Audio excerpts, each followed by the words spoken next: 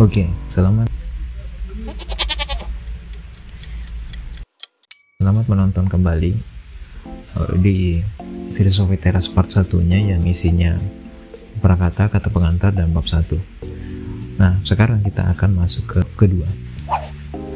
Nah, di bab kedua ini berjudul sebuah filosofi yang realistis.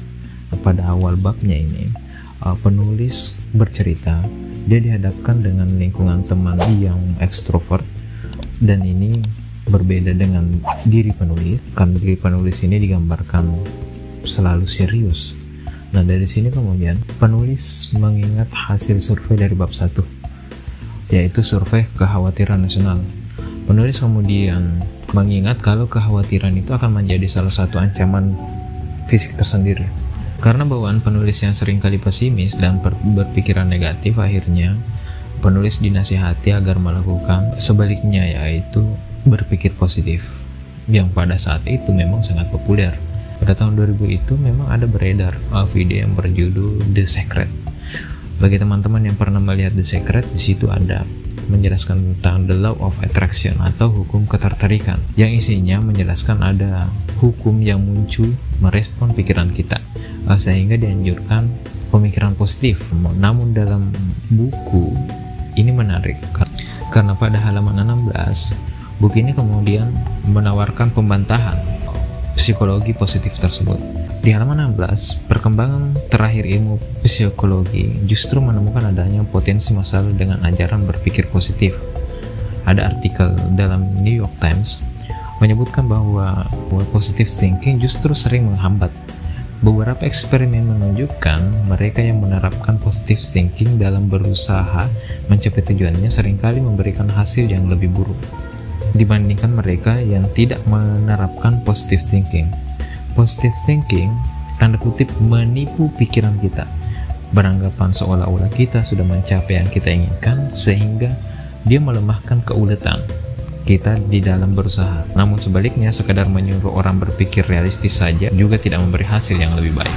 Nah, apa yang penulis dapatkan berikutnya adalah ada pada halaman 21, pemikiran yang ditemukan penulis ini berasal dari 2300 tahun yang lalu. Dimulai dari seseorang yang bernama Zeno. Dia seorang pedagang pewarna tekstil, terkena sebuah musibah, kapalnya karam di perjalanan. Membuat Zeno itu dia terdampar di Athena. Singkatnya, kalau menurut digambar, setelah dia terdampar, dia belajar, kemudian dia mengajar. Zeno belajar dari banyak filosof langsung yang kemudian mengajarkan filosofinya sendiri di alun-alun kota yang sering disebut Stoa. Alirannya disebut Stoicisme.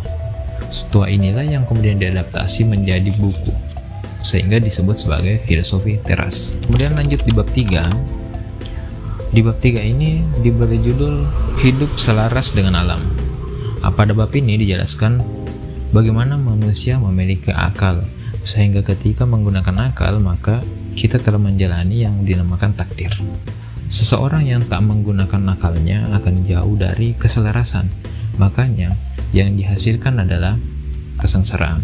Sehingga disimpulkan, penggunaan akal itu selain menjadi serasi dengan alam juga menjadikan kita di titik yang bahagia.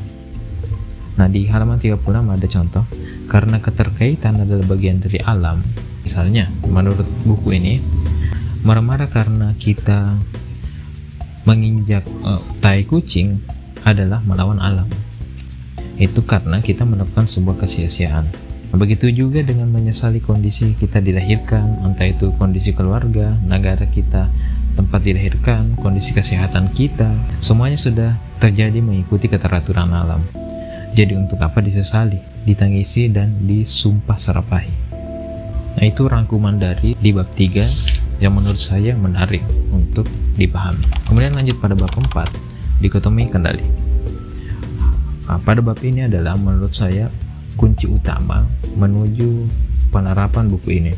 Nah, dibuka pernyataan dari Epictetus pada halaman awalnya, yaitu something are up to use, something are not up to use. Artinya, ada hal yang berada di bawah kendali kita, ada hal-hal yang tidak berada di bawah kendali kita atau tidak bergantung pada kita. Nah, ini disimak baik-baik karena bab ini adalah bab sifat penerapan. Dalam filosofi teras, dikotomi kendali itu dia dibagi atas dua bagian. Bagian yang tidak di bawah kendali kita, ada yang merupakan di bawah kendali kita. Tidak di bawah kendali kita, misalnya tindakan orang lain, opini orang lain, reputasi atau popularitas kita, kesehatan, kekayaan, kondisi kita saat lahir, etnis, kebangsaan, warna kulit, dan lain-lain. Bahkan dalam halaman nomor 41 ini, yang tidak di bawah kendali kita misalnya cuaca, gempa bumi, wabah penyakit, peristiwa alam, dan ada banyak hal-hal yang belum ada di masa para filosof Stoa hidup, tetapi bisa dikategorikan di sini. Misalnya razia sepeda motor, nilai tukar rupiah, dan lain-lain. Itu namanya tidak di bawah kendali kita. Kemudian bergeser lagi ke di bawah kendali kita. Di bawah kendali kita menurut Stoa itu misalnya pertimbangan, judgment, opini, atau persepsi kita, kemudian keinginan kita, tujuan kita, kemudian segala sesuatu yang merupakan pikiran dan tindakan kita sendiri. Masih pada halaman 41, Epictetus mengatakan dalam bukunya Enchiridion, hal-hal yang ada di bawah kendali kita itu bersifat merdeka, tidak terikat, tidak terhambat. Tetapi hal-hal yang tidak di bawah kendali kita itu bersifat lemah, dia bagikan budak, terikat, dan milik orang lain. Karenanya ingatlah jika kamu salah mengira hal-hal yang bagikan budak itu sebagai bebas, dan hal-hal yang merupakan milik orang lain sebagai milikmu, maka kamu akan meratap dan kamu akan selalu menyalahkan para dewa dan manusia. Seperti ini ketika kita mengalami kegagalan, kebanyakan dari kita kemudian kambing hitamkan sesuatu, apakah orang lain ataukah kita mengkambing hitamkan sesuatu di luar daripada kita sendiri. Seperti itu dalam filosofi teras. Ini kata kuncinya, yaitu yang pertama, ada sesuatu yang bisa kita kendalikan, ada sesuatu yang tidak bisa kita kendalikan. Di halaman 42, Stoicisme mengajarkan bahwa kebahagiaan sejati hanya bisa datang dari hal-hal yang ada di bawah kendali kita. Dengan kata lain, kebahagiaan sejati hanya bisa datang dari dalam. Sebaliknya, kita tidak bisa menggantungkan kebahagiaan dan kedamaian sejati kepada hal-hal yang tidak bisa kita kendalikan. Menggantungkan kebahagiaan pada hal-hal yang tidak bisa kita kendalikan seperti perlakuan orang lain, opini orang lain, status dan popularitas, kekayaan, dan yang lainnya. Itu tidak rasional. Akhirnya terkoneksi kembali pada bab sebelumnya tentang keselarasan dengan alam, yaitu ketika kita tidak menggunakan akal sebagai pertimbangan kita, sebagai daya ukur kita, maka dalam filosofi teras adalah tidak rasional, yang dengannya ketika kita tidak rasional maka ketidakbahagiaan itu akan muncul. Jadi antara dikotomi kendali dan keselarasan alam pada bab awal ini berkesinambungan dan saling terkoneksi satu sama lain. Itu kelebihan yang saya lihat dari cara berpikir filosofi teras. Dia tidak saling berkontradiksi. Kemudian berikutnya, yang menarik menurut saya, ada beberapa kisah di halaman 47, ada dua kisah yang memberikan contoh bagaimana kemudian filosofi teras itu bisa diterapkan. Namun sebelum kita masuk pada kisah tokoh-tokoh stoicisme, kita coba lihat bagaimana penggambaran filosofi teras melihat hal yang sederhana. Misalnya, bayangkan anjing yang terikat lehernya ke sebuah gerobak. Saat gerobak bergerak, anjing ini punya pilihan. Pertama, dia bisa ngotot pergi berlawanan arah dengan si gerobak, yang hasilnya adalah lelah. Karena dia tidak mungkin bisa menang melawan gerobak itu dan lehernya akan tercekik sampai tersengal-sengal. Sedangkan pilihan kedua, dia bisa memilih untuk berjalan mengikuti arah dan kecepatan si gerobak tanpa harus tercekik. Bahkan dia masih bisa menikmati pemandangan. Nah, ketika anjing ini melawan hal-hal yang di luar kendalinya, dalam hal ini adalah gerobak yang berjalan, dia hanya menemui penderitaan. Namun ketika dia memfokuskan pada hal yang bisa dikendalikan, yaitu mengikuti gerobak, menikmati pemandangan sambil mengedipkan mata, dia tetap akan merasa bahagia. Di sini ada dua contoh tokoh yang menganut filosofi teras. Yang pertama dikisahkan pada halaman 47, ada seorang pilot Angkatan Laut Amerika Serikat yang terjun di Perang Vietnam. Anda bisa googling sendiri, namanya Vice Admiral James Stockdale yang pada tahun 1965 pesawatnya ditembak jatuh. Stockdale berhasil menyelamatkan dengan terjun dengan parasut. Namun sayangnya, dia masuk pada wilayah teritorial musuh. Nah, kemudian Stockdale ditangkap, dikeroyok dan dipukuli oleh tentara, sehingga menyebabkan ia pincang untuk seumur hidupnya. Itu menjadi sebuah cacat yang permanen tentunya. Nah, kemudian Stockdale ditahan sebagai tawanan perang selama 7,5 tahun, dan lebih dari 4 tahun dia habiskan waktunya di sel isolasi. Nah, selama ditawan, Stockdale juga disiksa selama 15 kali.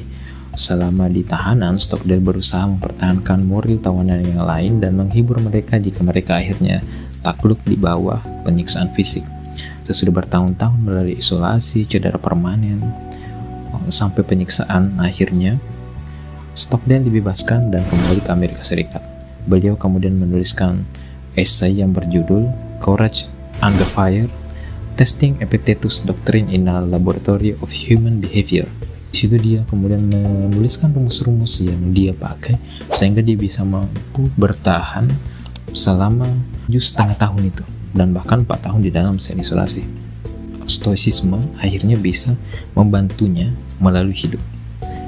Begitupun dengan kisah kedua, yaitu ada seorang psikiater yang hidup di Austria, namanya Viktor Frankl.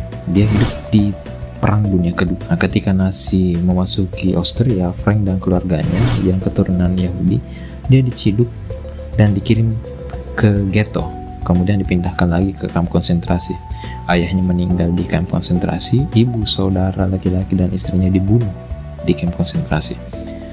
Nah, dari sini Frankl tetap konsisten menyediakan kelas pengejaran dan juga pelayanan kesehatan bagi sesama tawanan, sampai akhirnya dia dibebaskan ketika datang pasukan Amerika seusai Perang Dunia Kedua. Kemudian dia menulis buku tentang bagaimana dia menghadapi persoalan-persoalan hidup di dalam kondisi perang yang berkecamuk itu, kemudian melawan bagaimana emosinya sehingga tidak terpengaruh ketika keluarganya dibantai. Nah, dari sini kemudian kita bisa sadar kalau stoicisme ini sangat menjadi penolong bagi mereka. Kalau kita mau merujuk pada kisah-kisah populer, misalnya pada buku ini di halaman 53, menarik ketika dia gambarkan bagaimana Cinderella itu sebenarnya menerapkan paham stoicisme. Karena kita lihat Cinderella menunjukkan nilai stoa dengan tidak terobsesi pada hal di luar kendalinya, misalnya kekayaan keluarganya, dan mengikuti nasihat mendiang ibunya untuk selalu bersikap berani dan ramah. Dia juga digambarkan sebagai karakter yang bisa tetap merasa riang dan bahagia. Sebaliknya, si ibu tiri yang selalu memikirkan harta yang di luar kendalinya digambarkan sebagai sosok yang serakah. Bahkan si bengis pada anak tirinya karena nafsu kekayaan, si ibu tiri tidak mampu merasakan kebahagiaan yang sejati. Ini kemudian dikategorikan juga sebagai pola pikir stoa, kan dia bisa memilih yang mana yang bisa dia jalani, yang mana kemudian dia tidak mampu mengintervensi tersebut. Ingat, poin pentingnya di dikotomi kendali. Ada hal yang bisa dikendalikan, ada hal yang tidak bisa dikendalikan. Menariknya di filosofi teras ini memasukkan semua hal di luar kendali kita sebagai istilahnya indifferent. Artinya dengan terjemahan bebas, hal-hal yang tidak ngaruh atas baik atau buruknya kita. Jadi sekali lagi, indifferent. Di filosofi teras ini membagi indifferent ini menjadi dua kategori, yaitu yang pertama preferred indifferent atau hal-hal yang tidak berpengaruh tetapi kalau ada bagus. Misalnya harta benda, kesehatan, kecantikan, popularitas yang tentunya positif. Nah, ini dikategorikan sebagai preferred indifferent atau tidak berpengaruh tapi kalau ada bagus menurut bahasa buku ini. Kemudian kategori kedua adalah unpreferred indifferent, yaitu hal-hal yang tidak berpengaruh tetapi kalau tidak ada ya lebih baik. Misalnya sakit karena wabah atau penyakit, kemiskinan, kemudian reputasi buruk. Nah, stoicisme adalah filosofi yang realistis dan tidak memaksa kita melakukan hal yang terlalu ekstrim. Nah, di saat yang sama stoicisme tetap konsisten dengan ajarannya walaupun ada hal-hal yang kita lebih sukai seperti punya uang yang jumlah nolnya sampai tidak muat di buku tabungan dan lain-lain, tetapi nilai-nilai filosofi Stoa terus mengajarkan kalau itu sebenarnya tidak berpengaruh pada kita. Kekayaan itu, uang itu tetap berada pada jalur yang tidak bisa kita kendalikan. Baik, sekian untuk rangkuman bab keempat. Untuk kedepannya kita akan bertemu kembali di video berikutnya, yaitu di part 3. Kita akan membahasnya mulai dari bab kelima dan diusahakan sampai pada bab penutup buku ini. Sampai bertemu pada video kedepannya. Terima kasih sudah menonton.